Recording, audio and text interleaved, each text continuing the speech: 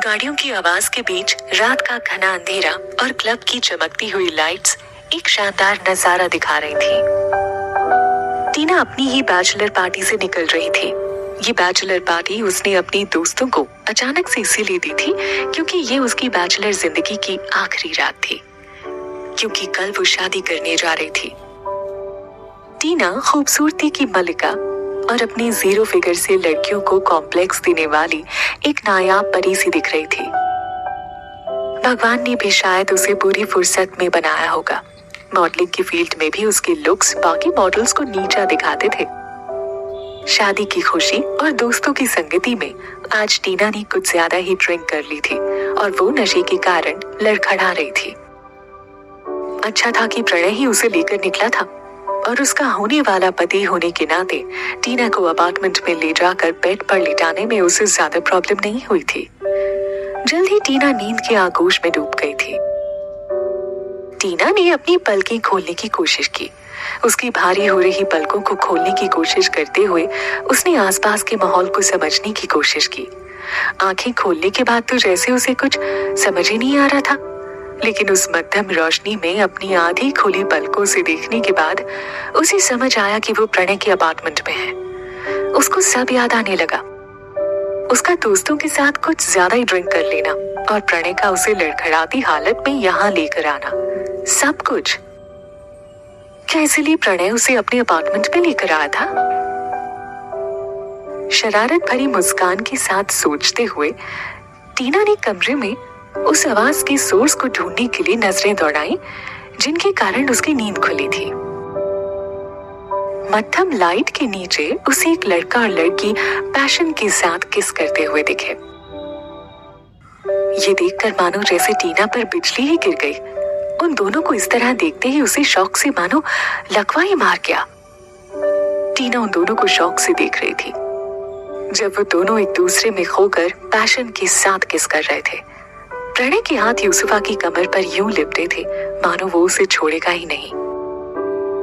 प्रणय, हाँ वो ही प्रणय था जो कल उससे शादी करने वाला था। और यूसुफा, वो कोई और नहीं बल्कि उसकी वो कलीग थी जिसके लिए उसने बहुत कुछ किया था। ये सब देखकर उसका दिल मानो धड़कना ही भूल गया था। क्या ये सच में प्रणय है? टीना को कमरा घूमता हुआ सा लग रहा था। बस भी करो, टीना जाग जाएगी, प्रणय यूसुफा से बोला। यूसुफा ने उसे और टाइट हक करते हुए कहा, वो कल से तुम्हारी वाइफ बनेगी और आज से ही तुम उससे डर रहे हो। प्रणय उसको रेसिस्ट नहीं कर पा रहा था।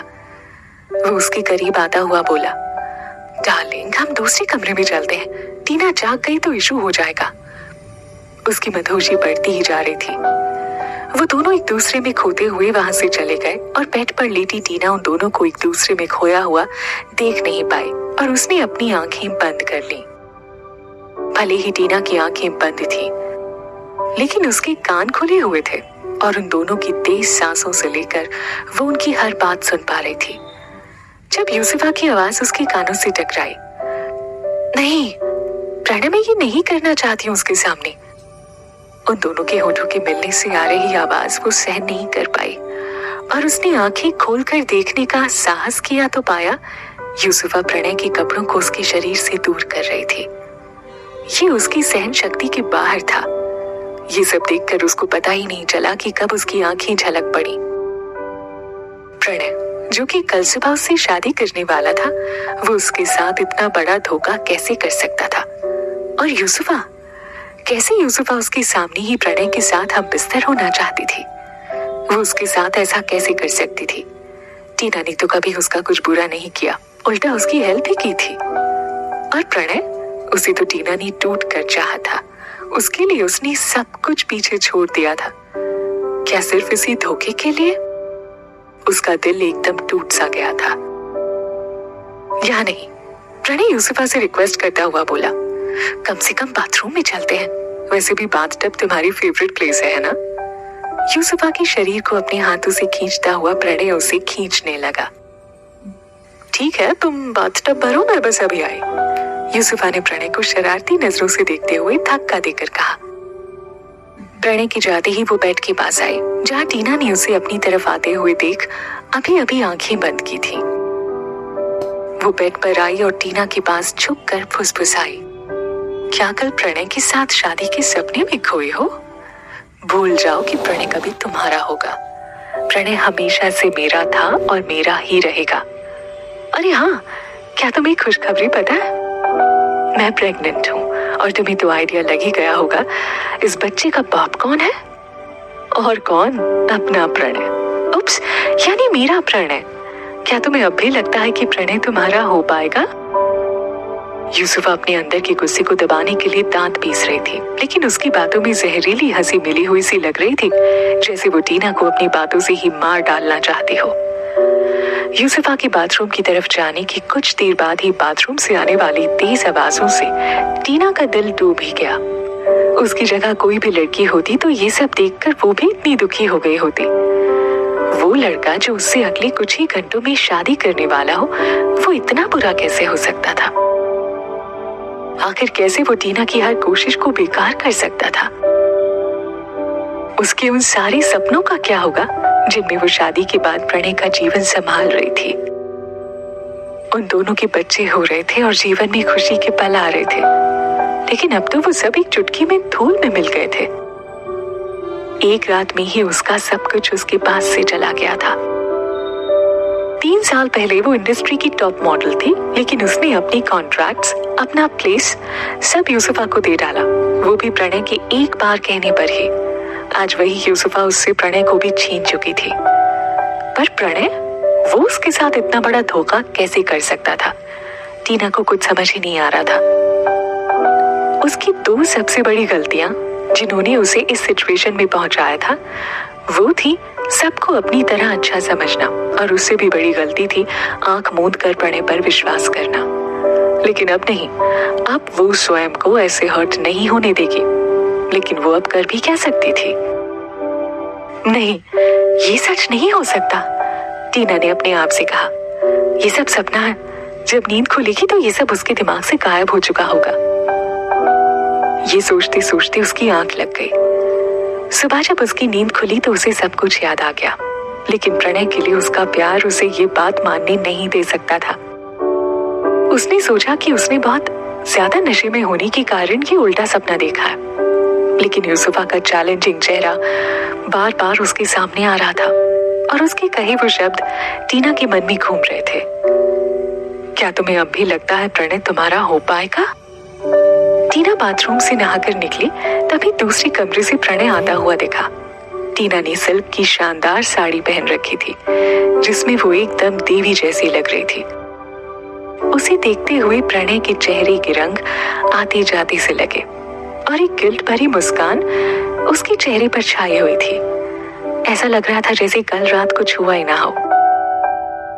तुम बहुत प्यारी लग रही हो। अब तो मुझसे इंतजार ही नहीं हो रहा है टीना, प्रणय उसको देखते हुए बोला। यूसुफा कुछ तो करेगी, लेकिन क्या? ये समझने का प्रयास करती टीना जल्दी ही तैयार हुई और प्रणय के साथ रजिस्ट्रेशन ऑफिस के लिए निकल पड़ी। लेकिन तभी प्रणय का फोन बजा और स्क्रीन पर यूसुफा का नाम फ्लैश हुआ। प्रणय ने तुरंत कॉल रिसीव की, तभी उसे दूसरी तरफ से आवाज सुनाई दी। प्रणय, मैं बाथरूम से फिसल गई हूँ और बहुत दर्द हो रहा है, मैं हिल भी नहीं पा रही हूँ, प्लीज जल्दी आ जाओ। ये सुनकर प्रणय परेशान हो उठा। उसने टीना को रजिस्ट्रेशन ऑफिस पहुंचने को कहा और खुद यूसुफा के अपार्टमेंट के लिए निकल गया। टीना, जो ये मानकर खुश थी कि कुछ ही समय में वो शादी करने जा रही है, लेकिन उसके लिए ये शौक बहुत ही डिफिकल्ट था। क्या हुआ? उसने कुछ देर में कॉल करके प्रणय से पूछा। कितनी देर में आ रहे हो तुम? यूसुफा के पैर में चोट लग गई है, मैं उसे हॉस्पिटल लेकर जा रहा हूँ, प्रणय परेशानी भरी आवाज में बोला। अभी सिचुएशन सही नहीं है, आई थिंक हमें शादी किसी और दिन करनी होगी। टीना आश्चर्य में पड़ गई। किसी और के लिए वो अपनी शादी तक छोड़ रहा है? मतलब यही है कि प्रणय के लिए उसकी अहमियत यूसुफा से कम है। टीना फोन करने से पहले 2 घंटे इंतजार कर चुकी थी। किसी और दिन? उसका कोई चांस ही नहीं, टीना ने झुंझलाते हुए खुद से कहा। वो बहुत उदास हो गई थी, उसे बहुत दुख हो रहा था। वो जैसे ही घर जाने के लिए निकलने को हुई कि तभी उसकी नजर एक हैंडसम लड़के पर पड़ी। उस लंबे और हैंडसम लड़की ने नीले रंग का शर्ट और ब्लैक पैंट पहन रखी थी, जिसमें उसका शानदार व्यक्तित्व और खिलकर नजर आ रहा था। वो किसी हीरो से कम नहीं लग रहा था। अचानक टीना शॉक में पड़ गई, क्योंकि वो शख्स कोई और नहीं, रणविजय रावत था, RR एंटरटेनमेंट का CEO। टीना जब फेमस थी तब एक बार उससे किसी अवार्ड फंक्शन में मिली थी। इस इंडस्ट्री में ऐसा कोई नहीं था जो इस इंडस्ट्री के किंग को ना जानता हो। वो यहाँ क्यों आया होगा? अभी टीना के मन में ये चल ही रहा था कि तभी रणविजय का असिस्टेंट उसके पास आया और उसकी आवाज टीना को सुनाई देने लगी। सर, रूही फोन नहीं उठा रही है और ना ही वो अभी तक यहाँ आई है। रणविजय के चेहरे पर कुछ परेशानी सी दिखाई देने लगी, लेकिन उसकी आवाज में एटीट्यूड साफ झलक रहा था। उसे कांटेक्ट करो और कहो कि अगर वो 10 मिनट में यहाँ नहीं आई तो उसे आने की कोई जरूरत नहीं है। असिस्टेंट हिचकिचाया, फिर उसने रणविजय को कहा, सर एक्चुअली उसने मैसेज किया है कि वो जिस लड़की से प्यार करती है वो उसके साथ जा रही है और वो आपसे शादी नहीं करना चाहती। रणविजय ये सब सुनकर बोला, हाँ कोई बात नहीं, इट्स हर लॉस। रणविजय गुर्राया, तुम्हारे पास आधा घंटा है, कोई भी लड़की ढूंढ कर लाओ, शादी तो मैं आज ही करूंगा। असिस्टेंट ये सुनकर चक्कर में आ गया। आधे घंटे में लड़की को ढूंढना और उसे रणविजय से शादी करने के लिए तैयार करना बहुत मुश्किल काम था, लेकिन उनके पास और कोई ऑप्शन भी तो नहीं है। अपने चक्कर खाते मन में ये सोचते हुए वो जल्दी से फोन पर किसी का नंबर मिलाने लगा। रणविजय भले ही एंटरटेनमेंट इंडस्ट्री का किंग था, उसके आगे बड़े बड़े मॉडल्स, एक्टर्स, प्रभावशाली लोग सब झुके हुए से नजर आते थे, लेकिन इस सिचुएशन में वो भी थोड़ा परेशान दिख रहा था। उसके परिवार का उस पर लगातार दबाव बना हुआ था कि वो शादी कर ले। यहाँ तक कि एक अमीर परिवार की लड़की से शादी के लिए वो उसे बहुत फोर्स कर रहे थे। रणविजय को जितना अपने काम से प्यार था, उसका 1% भी किसी लड़की से नहीं था। वैसे भी वो अपने परिवार द्वारा पसंद की गई लड़की से शादी नहीं करना चाहता था, इसीलिए उसने अपने असिस्टेंट की हेल्प से एक लड़की से शादी करने का प्लान किया था। उसे बिल्कुल भी आइडिया नहीं था कि उसका प्लान ऐसे फेल हो जाएगा। रणविजय की पोजीशन और इंडस्ट्री में इस पोजीशन के कारण हजारों लड़कियां उसके पीछे पागल थी और उसके एक इशारे पर पिच जाने को तैयार हो जाती, हजारों झूठ बोलने को तैयार हो जाती। अचानक वहां खड़ी टीना के मन में एक आइडिया आया और उसने आगे बढ़कर उस आइडिया को पूरा करने का निर्णय किया। वो अचानक रणविजय के सामने पहुंची और बोली, हेलो रणविजय जी, आप जिस लड़की से शादी करने आए हैं वो यहाँ नहीं आई और मैं जिस लड़की से शादी करने वाली थी वो भी यहाँ नहीं आया है। हम दोनों की सिचुएशन सेम ही है, फिर क्यों ना हम दोनों आपस में शादी कर लें? रणविजय का असिस्टेंट ये सुनकर शॉक हो गया। इस लड़की के अंदर इतनी हिम्मत कहां से आई? ऐसा सोचते हुए उसके पैर जैसे वहीं जम गए। रणविजय एक सेकंड के लिए हड़बड़ाया और फिर होश में वापस आकर बोला, तो तुम कह रहे हो क्या हम शादी कर सकते हैं?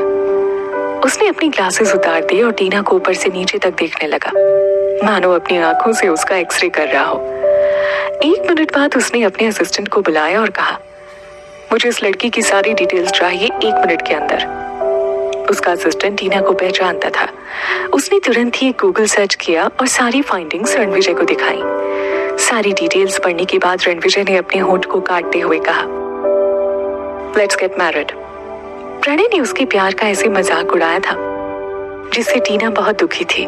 बाकी लड़कियों की तरह टीना खुद को कमजोर और इमोशनल नहीं समझती थी, पर प्रणय के धोखे से वो टूट सी गई थी। हालांकि उसके धोखे ने उसे एक ऐसी अपॉर्चुनिटी दी थी जिससे वो प्रणय से बदला ले सकती थी, वो भी एक नए तरीके से। उन दोनों का मैरिज प्रोसीजर बहुत जल्दी निपट गया। आधे घंटे में ही उसे रणविजय की पत्नी घोषित कर दिया गया। अगले 20 मिनट में उनके हाथ में उनका मैरिज सर्टिफिकेट था। अब टीना ऑफिशियली टीना रणविजय रावत बन चुकी थी। क्या मैं अकेले में आपसे बात कर सकती हूँ? सब निपट जाने के बाद टीना रणविजय से बोली, हम कार में पहुंचने की बात करें तो अच्छा होगा। अपनी ग्लासेस आंखों पर चढ़ाता हुआ रणविजय बोला और मैरिज रजिस्ट्रार के ऑफिस से बाहर निकल गया। टीना जल्दी जल्दी उसके पीछे गई और बाहर खड़ी शानदार रोल्स रॉयस में बैठ गई। इससे पहले कि वो कुछ कहती, रणविजय उसकी ओर घूमा और बोला, थैंक यू फॉर मैरिंग मी। गहरी सांस छोड़ते हुए उसने कहना जारी रखा, इसके बदले तुम्हें जो भी चाहिए वो तुम बता सकते हो सकता है मैं वो तुरंत ही अरेंज करवा दूं। मुझे कुछ भी नहीं चाहिए, टीना हिचकिचाते हुए बोली। बस मेरी 2 शर्तें हैं और मुझे लगता है आप उनमें मेरा साथ देंगे। रणविजय कुछ शांति के साथ कार में आराम से बैठते हुए बोला, बेहिचक कहो क्या शर्तें हैं। पहली शर्त तो ये है कि जब तक ऐसी सिचुएशन ना आ जाए कि आपको बताना ही पड़े, तब तक प्लीज आप हमारी शादी को पब्लिक नहीं करेंगे। टीना होठ चबाती हुई सी बोली। और दूसरी बात यह है कि आप मेरे पर्सनल मैटर में दखल नहीं देंगे। चिंता मत करिए रणविजय जी। रणविजय को परेशान होता देख टीना बोली, आप आज से मेरे पति हैं और आप मेरे साथ रहें या नहीं, लेकिन मैं ऐसा कोई काम नहीं करूंगी जिससे हमारे रिश्ते में कोई प्रॉब्लम आए, चाहे वो किसी और आदमी के पास जाने की बात ही क्यों ना हो। रणविजय उसकी बात सुनकर मुस्कुराया और कार का एसी ऑन करता हुआ बोला, तुम्हारे पास 6 महीने का वक्त है, तब तक तुम अपने सारे पर्सनल मैटर निपटा सकती हो। मैं तुम्हें तंग नहीं करूंगा। उसके बाद हम इस शादी का अनाउंसमेंट सबके सामने करेंगे और एक ग्रैंड मैनर में रीति रिवाजों के साथ शादी करेंगे। थैंक्स, टीना खुश होते हुए बोली। टीना भी यही चाहती थी, लेकिन क्योंकि अब हम शादीशुदा हैं, हम अकेले नहीं रहेंगे। तुम बिना इन्फॉर्म किए कहीं भी नहीं जाओगी और तुम्हारे पास 3 दिन हैं, तब तक तुम्हें जो भी साथ लेकर आना है ले आओ, रणविजय ने टीना से कहा। हालांकि वो दोनों शादीशुदा थे, फिर भी रणविजय की ऐसी बात टीना को जस्टिफाइड लगी और उसने बिना वक्त गवाए कहा, ओके। जब दोनों ने एक दूसरे की शर्तें स्वीकार कर ली तो टीना कार से उतरी और एक तरफ बढ़ गई। कार में फैले सन्नाटे को तोड़ते हुए ड्राइवर सीट पर बैठे रणविजय के असिस्टेंट ने कहा, अब आप क्या करना चाहेंगे सर? अब आप ऑफिस जाएंगे या आप अपने बंगले पर चलकर अपने परिवार को इस शादी के बारे में बताना चाहेंगे? तुम इस टीना का पीछा करो और इसकी हर एक मूवमेंट की खबर मुझ तक पहुंचाते रहो। रणविजय उस दिशा में देखते हुए बोला जहां टीना गई थी। मैं देखता हूं मुझे क्या करना है। इतना बोलकर वो कार से उतर गया। वो अचानक से आई इस लड़की से शादी को तो तैयार हो गया था, लेकिन बाद में सोचने पर उसे लगा कि इस लड़की का कोई ना कोई छिपा हुआ एजेंडा जरूर होगा। अभी रणविजय को समझ नहीं आ रहा था कि वो एजेंडा क्या था। वो एंटरटेनमेंट इंडस्ट्री की सबसे बड़ी कंपनी का सीईओ था। जहां तक उसे अब याद आ रहा था, उसने टीना के बारे में 3 साल पहले बहुत कुछ सुन रखा था। 3 साल पहले वो एक सेलिब्रिटी मॉडल थी जिसने सभी को पीछे छोड़ रखा था, लेकिन अचानक ही उसने कई बड़ी एंटरटेनमेंट कंपनियों के ऑफर ठुकराने शुरू किए, जिसके कारण उसे ब्लैकलिस्ट भी कर दिया गया। बाद में खबर आई कि उसने प्रणय की छोटी सी कंपनी का कॉन्ट्रैक्ट साइन किया है। इस खबर से पूरी इंडस्ट्री हैरान हुई थी कि उसने इतनी बड़ी कंपनियों को छोड़कर इस छोटी सी कंपनी को क्यों ज्वाइन किया। और फिर उसी दिन से टीना का करियर खराब होना शुरू हो गया था। अपनी ऑनेस्टी और टैलेंट की वजह से टीना ने एंटरटेनमेंट इंडस्ट्री में अपनी काफी अच्छी जगह बना ली थी और लोग उसकी काफी इज्जत करते थे। लेकिन रणविजय से शादी करने का उसका फैसला काफी जल्दबाजी में लिया गया था और इसके पीछे उसका कोई दूसरा मकसद नहीं था। टीना ने जल्दबाजी में एक अनजान इंसान से शादी की थी, मगर सच तो ये था कि अब वो अपना फैसला ले चुकी थी और उसे इस पर कोई पछतावा नहीं था। आगे चलते हुए टीना ने ऑटो को रोका और उसे अपने घर का एड्रेस बताकर आराम से ऑटो में बैठ गई। उसे अभी भी यकीन नहीं हो रहा था कि उसकी शादी हो गई थी। वो अपने गले में पहना हुआ मंगलसूत्र देखने लगी। उसने कभी नहीं सोचा था कि एक रात में ही उसकी जिंदगी इस तरह से बदल जाएगी। कल इस वक्त वो बहुत खुश थी कि वो प्रणय से शादी करने वाली है, मगर आखिर में क्या हुआ? उसने कभी नहीं सोचा था कि प्रणय उसे इस तरह से धोखा दे देगा और वो किसी और के नाम का मंगलसूत्र पहनेगी। एक बार फिर प्रणय के धोखे के बारे में सोचकर टीना की आंखों से आंसू बहने लगे। अब वो उस इंसान के बारे में सोचना भी नहीं चाहती थी। वो अपने दिल से उसकी सारी यादें मिटा देना चाहती थी, क्योंकि अब उसके गले में रणविजय का बांधा हुआ मंगलसूत्र था। अब इस जिंदगी में सिर्फ रणविजय ही उसका पति है। प्रणय के बारे में सोचने का मतलब है रणविजय को धोखा देना, और टीना तो प्रणय जैसी धोखेबाज नहीं थी। थोड़ी देर के बाद उसने अपनी आंखें खोली और देखा कि ऑटो ड्राइवर ने उसे रोते हुए देख लिया है। उसने तुरंत एक रुमाल लिया और अपने आंसू साफ करने लगी। तभी अचानक उसका फोन बजने लगा। ये प्रणय का कॉल था। वो थोड़ी देर के लिए कुछ सोचती रही और आखिर में उसने एक फैसला किया और फोन उठा लिया। हेलो टीना, तुम इस वक्त कहाँ पर हो? फोन की दूसरी तरफ से प्रणय की आवाज आई। टीना ने काफी मुश्किल से अपनी फीलिंग्स को कंट्रोल किया और जवाब दिया, मैं अभी अभी रजिस्ट्रार ऑफिस से निकल रही हूँ और अब ऑटो में अपने घर जा रही हूँ। आज यूसुफा का एक बहुत जरूरी प्रोग्राम था, लेकिन वो बाथरूम में फिसल कर गिर गई है और उसके पैर में मोच आ गई है। अब उसकी जगह तुम्हें तैयार होकर वो प्रोग्राम अटेंड करना होगा। मैंने मेकअप आर्टिस्ट से बात कर ली है और तुम्हारा मेकअप अच्छे से करने के बाद किसी को पता नहीं चलेगा कि वो तुम हो। प्रणय ने काफी ऑफिशियल टोन में कहा। टीना बिल्कुल चुप रही और उसने कुछ नहीं कहा। तुम कुछ बोल क्यों नहीं रहे हो?